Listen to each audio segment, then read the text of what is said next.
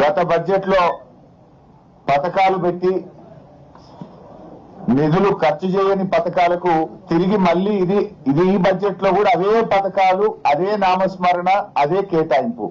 ఎట్లా నమ్మాలి?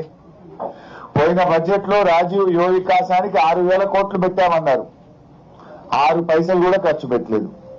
మళ్ళీ ఈ బడ్జెట్ ప్రసంగంలో మళ్ళీ అదే రాజీవ్ యువ వికాసం పథకం గురించి ఏదో గొప్పగా చెప్పారు. పోయిన బడ్జెట్ లో చెప్పారు, బల్లెలు కొట్టారు, 6 పైసలు ఖర్చు పెట్టలే. తిరిగి మళ్ళీ అదే పాట పాడింది ఈ బడ్జెట్ లో. అట్లా ఇందిరమ్మ ఆత్మీయ భరోసా 24-25 బడ్జెట్ లో పెట్టిండ్రు, 25-26 బడ్జెట్ లో పెట్టిండ్రు, ₹1 ఇవ్వలేదు, 1 పైసా కూలీలకు అందలేదు. మళ్ళీ ఈ బడ్జెట్ లో అదే చదువుడు చదివిండు బట్టి. అంటే నీ బడ్జెట్ కో శాంటిటీ లేదు. బడ్జెట్ అనేది కేవలం అంకెలు, మాటల గారడిగా మార్చింది తప్ప మీ కేటాయింపుల ఖర్చు విషయంలో, ప్రజలకు పథకాలు అందించడంలో చిత్తశుద్ధి లేదు అని అర్థమైతా ఉంది.